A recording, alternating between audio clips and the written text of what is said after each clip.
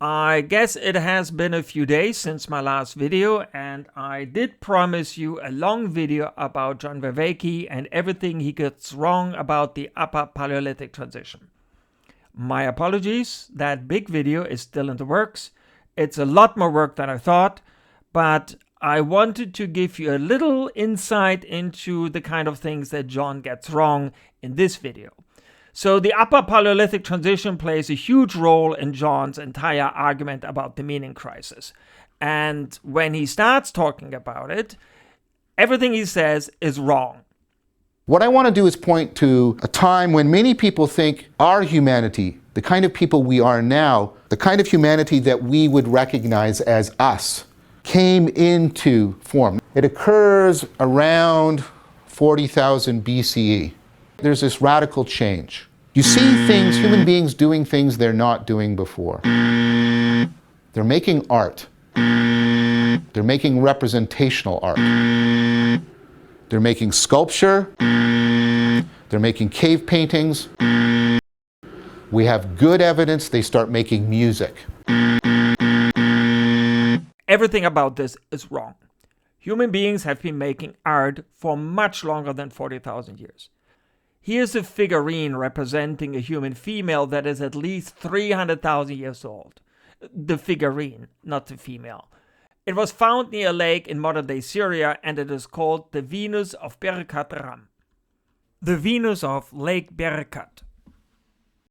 We also know that humans have been making pigments, that is, the kind of stuff you use in painting. They have been making those for at least 300,000 years. And since there is no other reasonable use for pigments, humans have been painting for at least 300,000 years. And painting, last time I checked, is art. So no, they didn't start making art 40,000 years ago. However, it seems that humans originally used paint for decorating their bodies and not walls. And so the oldest evidence of humans painting on something other than their bodies is only about 70,000 years old. And unfortunately, there's very little left of it, and it looks like this. That is not much, I agree, but it is a painting, and painting is art. So no, humans didn't start painting 40,000 years ago, but they have been doing that for at least 70,000 years. I mean, painting on walls. By the way, since it's incredibly unlikely for any kind of painting to survive even a few thousand years, the fact we have found paintings that are 70,000 years old suggests that humans have been painting for much, much longer. And here, by the way, is a cave painting that is at least 65,000 years old. Some archaeologists believe it was made by Neanderthals. But either way, it is 65,000 years old, which is older than 40,000 years. And here's a cave painting from Indonesia that is at least 50,000 years old, which is also a lot older than 40,000 years. So, no, Vervaeke is completely wrong about when humans started painting or making sculpture. So what about music? Well, Vervaeke is completely wrong about that as well. It's actually obvious. It's obvious that he's wrong about that. The oldest instruments that we have found are around 60,000 years old and was probably made by a Neanderthal. In fairness, there's a lot of disagreement on whether this really is a musical instrument, but when people replicate it, they can make music with it. So, maybe.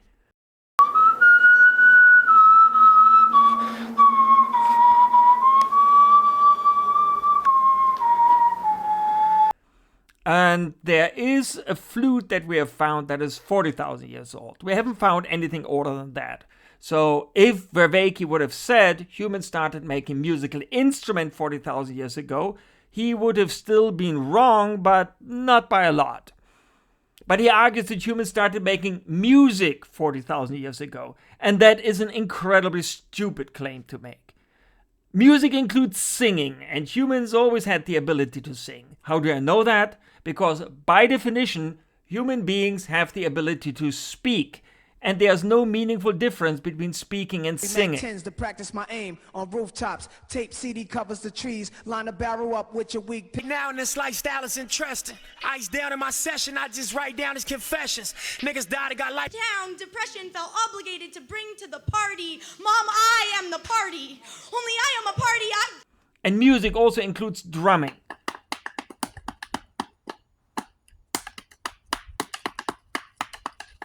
And music includes clapping your hands in a rhythm.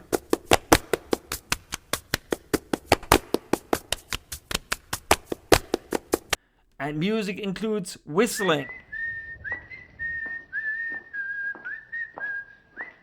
And music includes humming. And music includes whatever this is.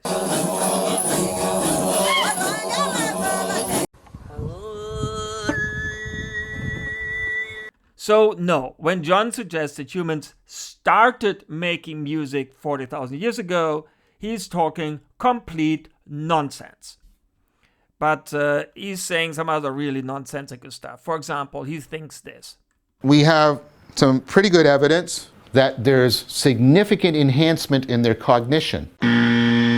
How do we know this? The first use of calendars. That they can enhance their hunting abilities. Among archaeologists, the claim that humans started using calendars 40,000 years ago is, shall we say, hotly debated. One of the objects some believe may have been a calendar is this. But whether that actually is or was a calendar is highly speculative. With a bit of imagination, you can make it look like this. And to some, that looks like a lunar calendar, that is, a calendar for the phases of the moon. But again, there's no agreement on whether that is what it is. So even if it was a calendar, it would have been a lunar calendar. And a lunar calendar can be used for a lot of things. But the one thing it definitely cannot be used for is hunting. Lunar calendars serve no purpose for hunting. They're useless.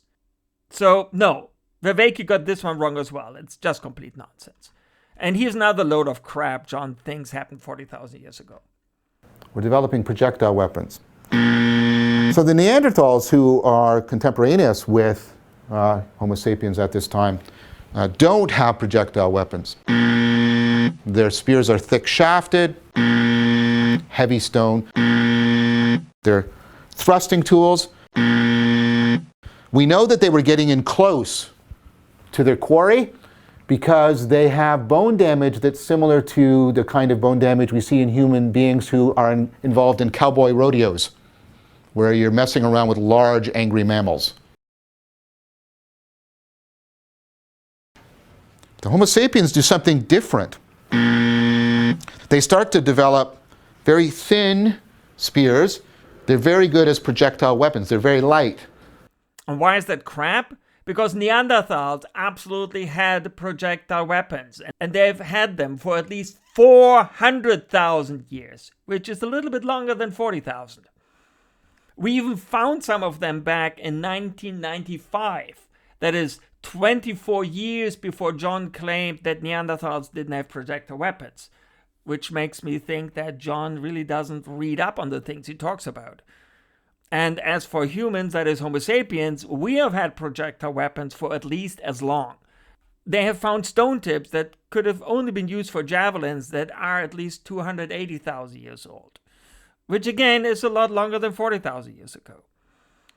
Also, does John think spears used for throwing are inherently better than spears used for thrusting?